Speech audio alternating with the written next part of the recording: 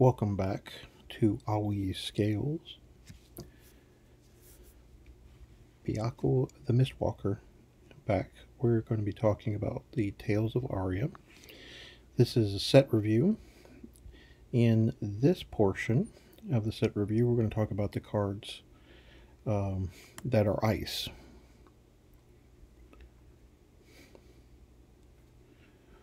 Tonight's forecast, a freeze is coming. And it's coming for you, Chain. Yes, this is the section where we get to bash on Chain, and hopefully this helps correct the completely overpopulated aggressive section of the game. First up is a legendary. This is Heart of Ice. It is an ice equipment, so that means only 2 heroes are going to get to play this. It is a chess piece, 1 defense, once per turn action. Pay 1. Cards and activated abilities cost opposing heroes an additional 1 this turn. Go again. Arcane Barrier 1 and Blade Break. So the Blade Break part stands up because it's made of ice, right? It's going to shatter on the first hit. Arcane Barrier is very nice, particularly because there's a Runeblade hero in this set, and also because there's a Runeblade running amok from Solaria, I think it is the name of the section that Monarch was dealing with.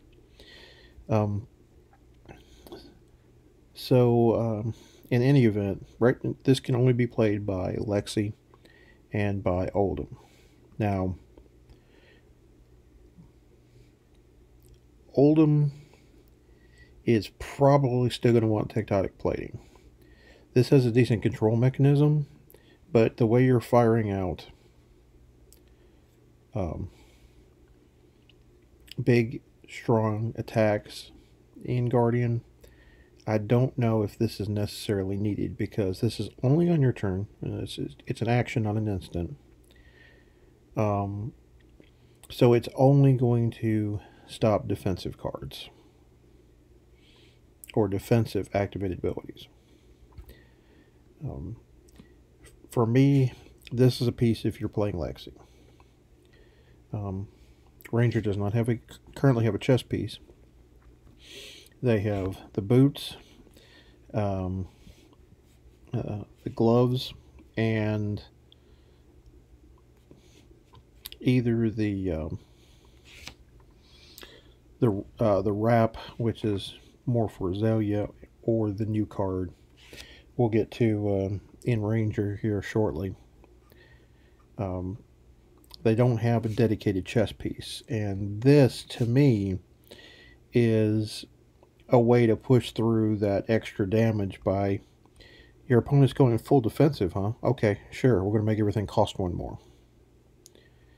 So, in my opinion, this is a Lexi card, and it's fantastic for what she wants to do.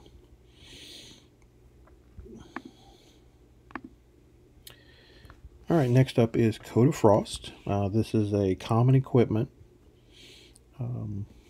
It is also ice equipment, also a chess piece. No defense. Destroy it and create a frostbite token under your target hero's control. Go again. So, obviously, as a common piece of equipment, it's fine.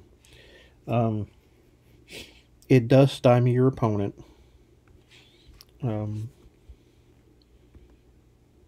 By giving them a frostbite token that they have to deal with. So I say it's decent, but not blocking for anything. It really hurts it. I really think this is just a sealed and or draft card. Or if you're having to go budget, I understand. Again, this only fits with one of the two, with 2 heroes, and honestly, if you're playing Guardian, you've gotten the tectonic plating already. Ranger, you can kind of dabble in that. I like what the Heart of Ice does for you each turn, but you know, if you have to budget something out, this Coat of Frost is acceptable. Channel Lake Frigid. Alright, so we've been through the other two cards. We've been through one of the cards with Channel in it. So Channel Lake Frigid costs 2. It has pitches for 3. Has 3 defense. It is an aura, and it has Go Again. Cards and activated abilities cost opposing heroes an additional 1. That right there is crazy nuts powerful. Just for that. Channel Ice. At the beginning of your end phase, put a flow counter on Channel Lake Frigid, then destroy it unless you put an ice card from your pit zone on the bottom of your deck for each flow counter on it. So, this is what I consider a shutdown card.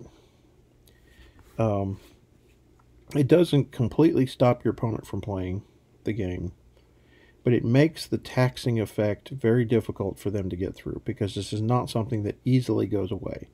Right now there are no cards that destroy auras. 0.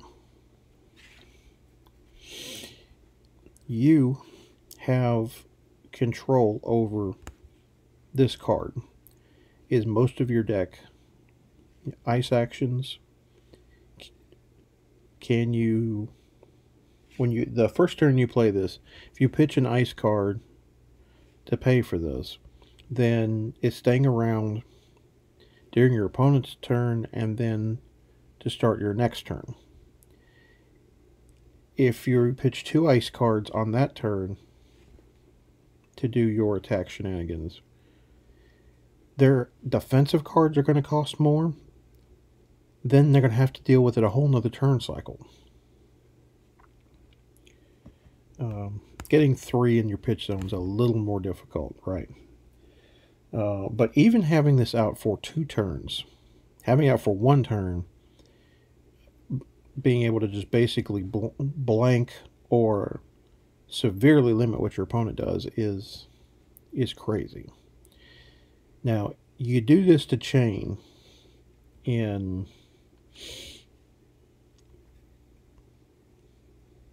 the mid game or the late game, where he's flipping 6, 7, 8 Soul Shackle cards into his banish zone.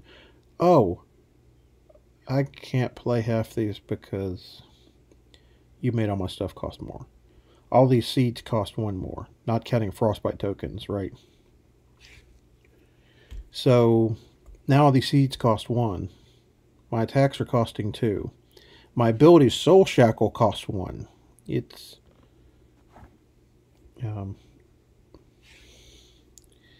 this card wrecks aggro decks, but it really hurts chain, because if you play this properly, where you can lock him down in the critical turns of the game, you're going to cause him a major amount of blood debt damage. And that is an easy way to flip the game back in your favor. To me, if you're playing either Lexi or Oldham, you want a playset of this card, even if it's just your sideboard, because this card will be nuts. If you're playing ice, obviously. Alright, next up is another Majestic. This is Blizzard.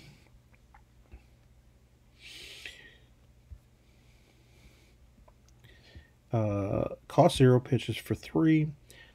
Instant, target attack loses and can't gain Go Again unless the target hero pays 2.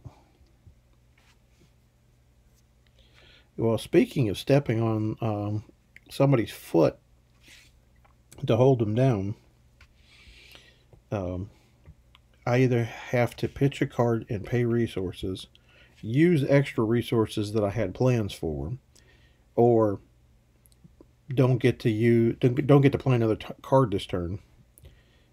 Seems like a no-win situation for decks that are attempting to play multiple cards in a turn, particular multiple attacks.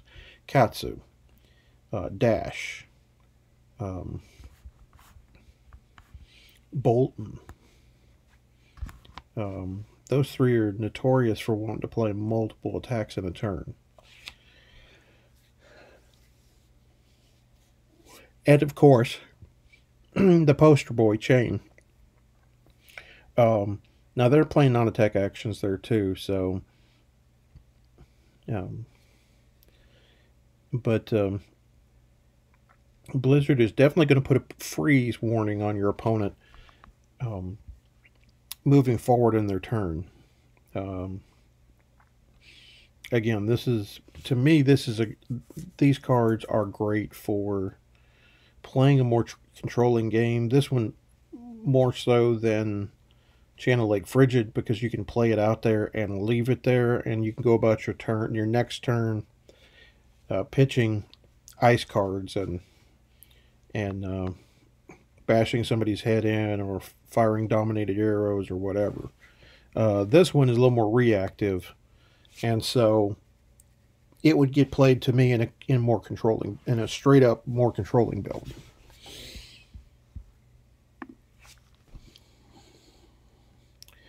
To our rares, Frost Fang comes in all three pitch values, cost 2, 2 defense, 5, 4, and 3 attack. So when Frost Fang hits a hero, they discard a card unless they pay 2. So they were,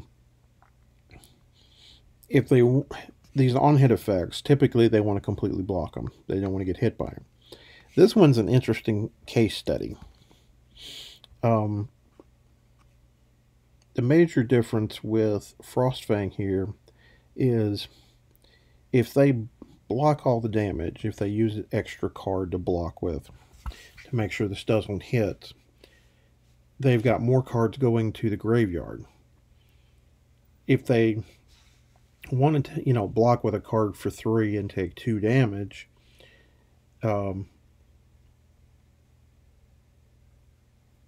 not going to discard a card. They're going to pay the 2 and put that card on the bottom of their deck so they can see it again at the end of the game. So it's interesting. I understand it's more hand control than anything else, but it certainly doesn't help a fatigue strategy, right? Because they can literally just end up pitching a card for 2 resources. Or 3, obviously, put it on the bottom of their deck and be done with it. Because this is either going to force them to block with all of their cards, or basically put a card from their hand that pitches for 2 or more resources on the bottom of their deck. So I'm not 100% sure how effective that is for which strategy you want.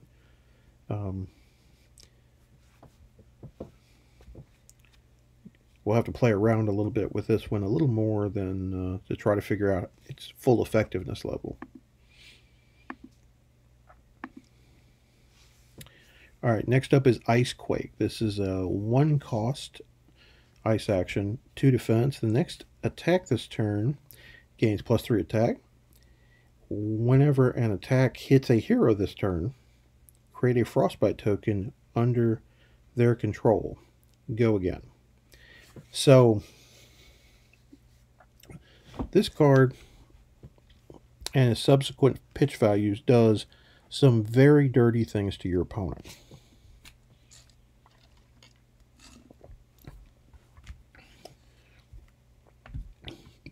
So obviously it does cost a resource, which means it's a little more expensive than most of the other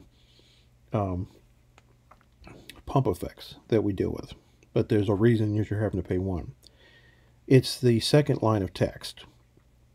Whenever an attack hits a hero this turn, create a frostbite token under their control.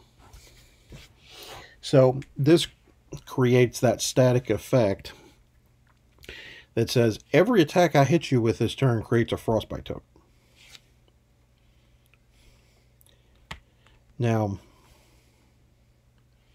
getting a +3 on a big attack for Oldhim might not be much because you're only going to give them 1 resource. Or you're only going to give them 1 frostbite token.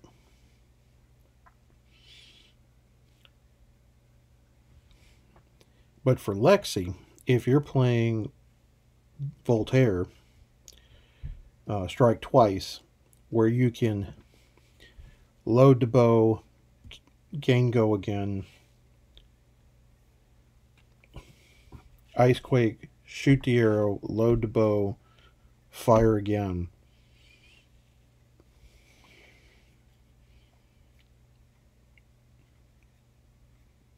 Multiple frostbite tokens are going to be dumb. Just straight up dumb. So if you have a way to be able to give your opponent some much needed taxation,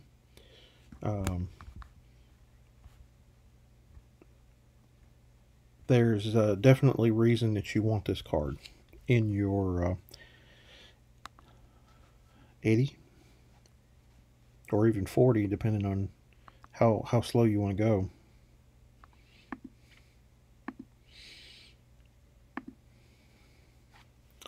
Alright, next up is Weave Ice. So this is a 0 cost pump ice action. 2 defense. The next ice or elemental attack action card you play this turn gains +3. If it is fused, it gains Dominate. Go again. So ice is set up to do Dominate on its big attacks.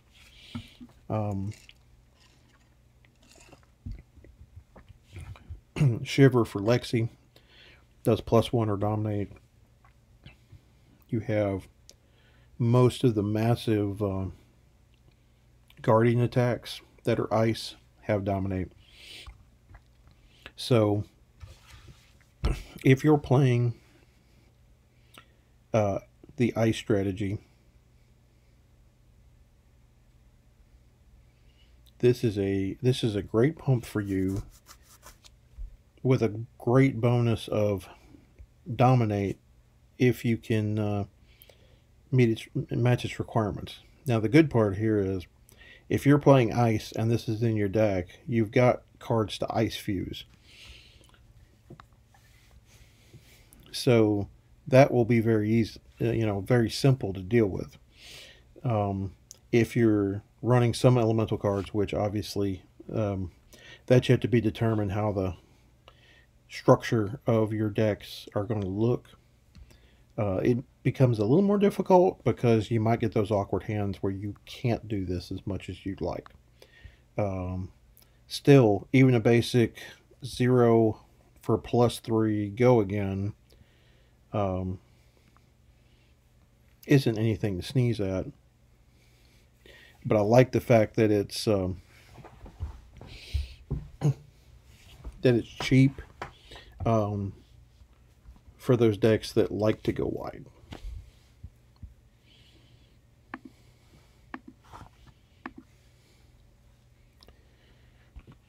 All right.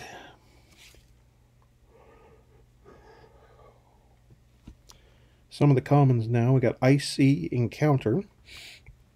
This is a 2 cost, 2 defense, 6 attack. Comes in all 3 colors, pitch values. If Icy Encounter hits a hero, create a frostbite token under their control.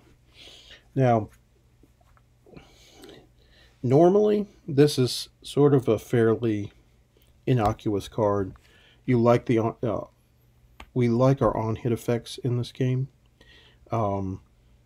This one also happens to double as a way to slow your opponent down.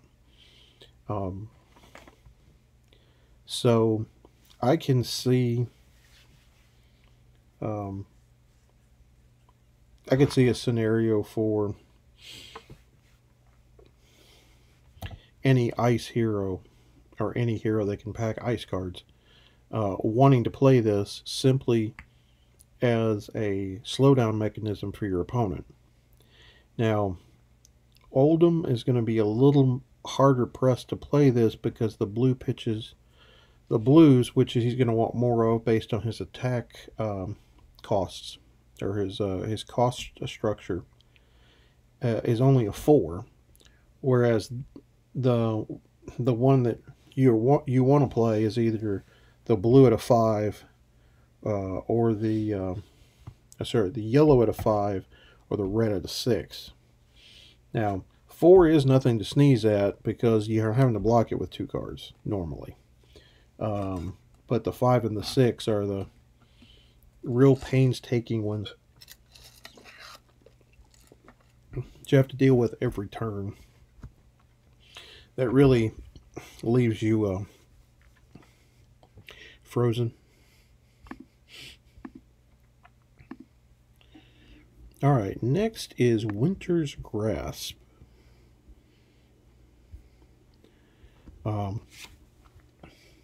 So this is a blank, 3 cost, 6 attack, 3 defense. I'm sorry.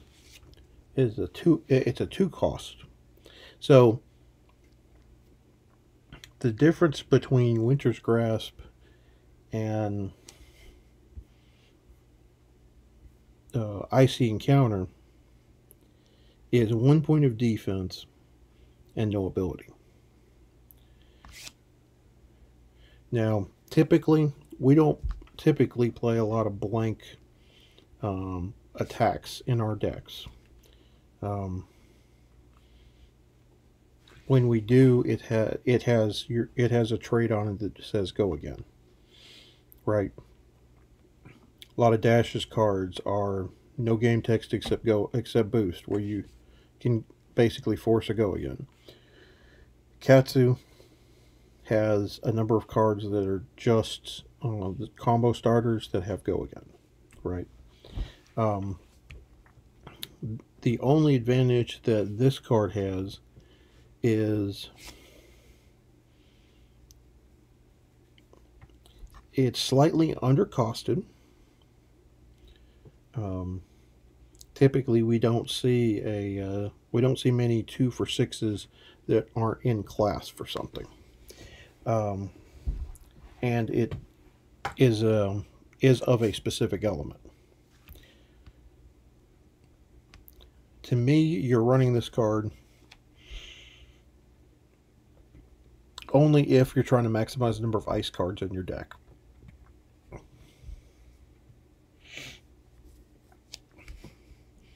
Now, I think there are a number of other cards that fit that criteria a little better. But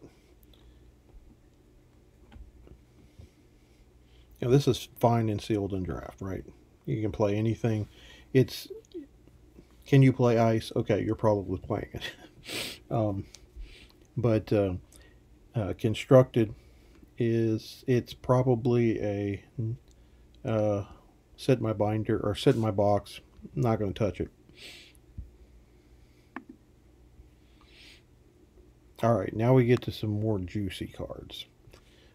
Chill to the Bone is a 0 cost ice action, 2 defense. Next time an ice or elemental attack hits a hero this turn, create 3 frostbite tokens under their control. Go again. So this is Ice's version of Maverian Skies. Maverian Skies basically gives that on-hit trigger where they get multiple rune chant tokens if it hits, and that gives go again. And there's not any real bonus other than I get to add to my damage total. Shield of the Bone is similar, except for in a more defensive based deck. I get to give you 3, 2, or 1 Frostbite token to slow you down on the next turn. I'm here to put the freeze on you, and that's exactly what's going to happen. Your opponent's going to try to block it out, right? He's going to completely try to block it out. The problem is both Lexi and Oldham, if playing an ice strategy, are going to dominate whatever card they play.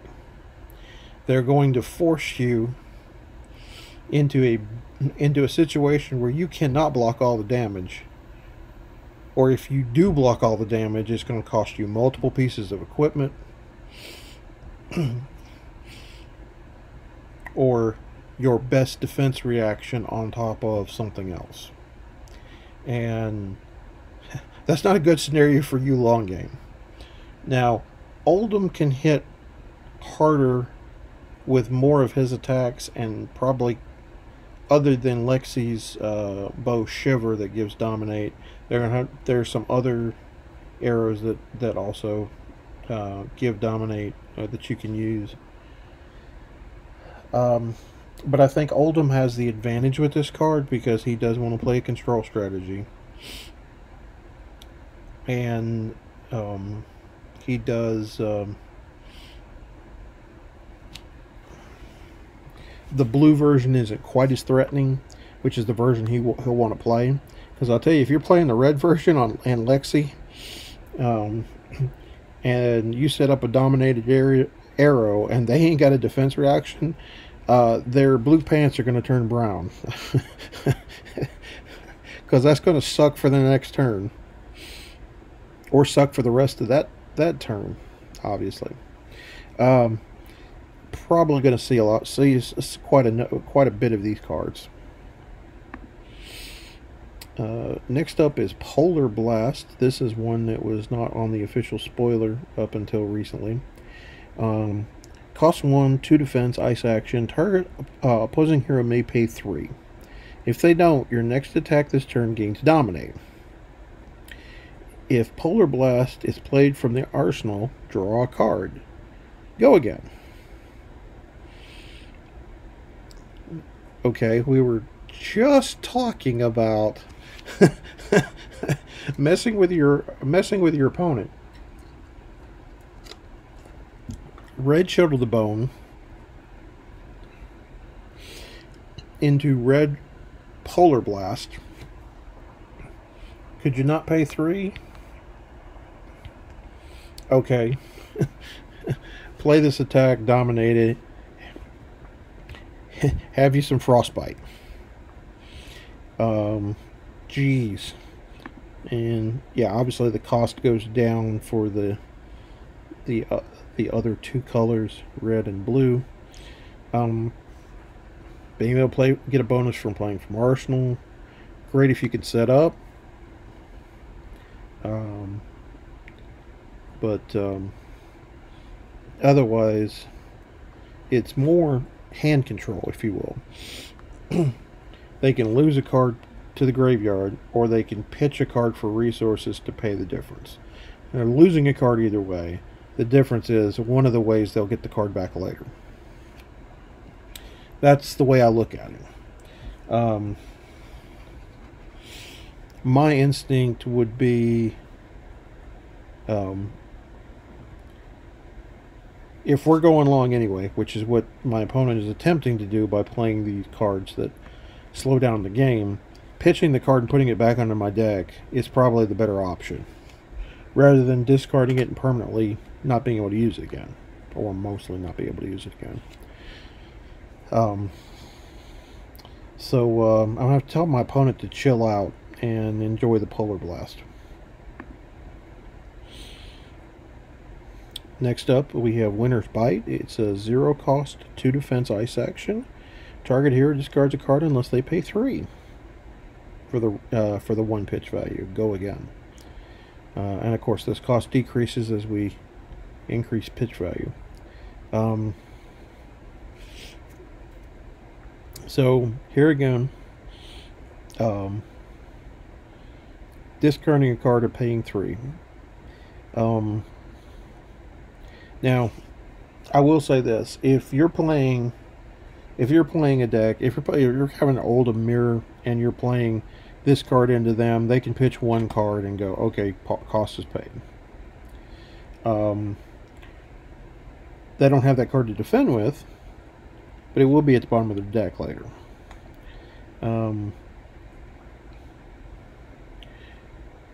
If it's not an Oldham mirror,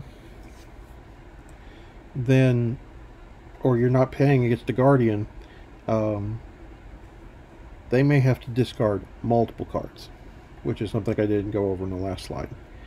If that's the case, then they're probably going to just discard a card rather than have to pitch multiple cards, because we understand how important our hand is in this game, because you have to do so many things with it. Still, the card is pretty brutal, and even the blue, just being forced to pay 1, whether I pitch a card or I discard a card, it is not cool.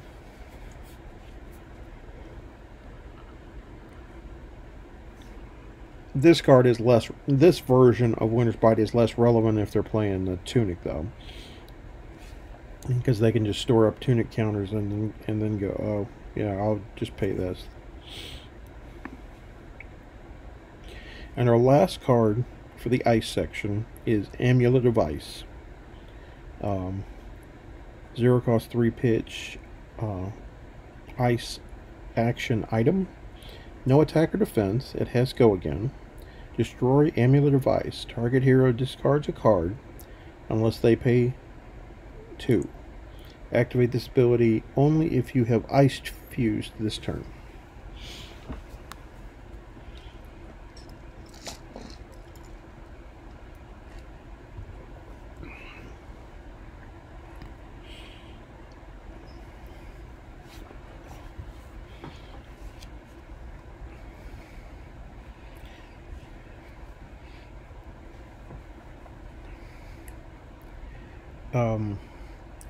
Normally that instant ability would be crazy good, but being forced to only use this if you have ice fused means that more than likely you're having to use this ability on your turn. Now, if your goal is to disrupt your opponent's hand before they start their turn, or start their next turn, congratulations, you have probably messed with that. Because now they're going to be using, besides the attack that you threw at them, excuse me, that you've fused, now you can pop one of these and force them to make even more decisions.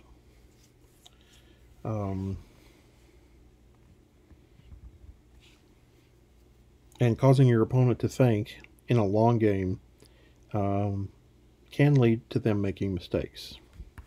And we all know how thought-provoking this game is, how much information you have to process. So you can definitely put the freeze on your opponents with this set up properly, and leave them with no turn, or almost no turn, where they can only draw back up. So between this, the other ice fuse cards, and the frostbite tokens, you're going to have a lot of say-so on what your opponent is going to be doing on their turn. And since that is the case, the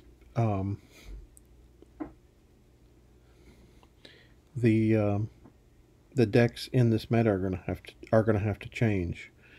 Is you cannot play straight aggro against these decks. You have to have some sort of control mechanism, some way to get out of these terrible spots, if you will.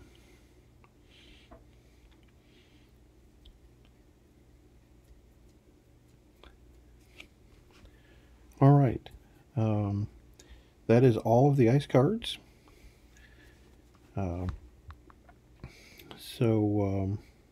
As I sign off from this video, just a reminder, even in Wraith, there is no escape from the tiger.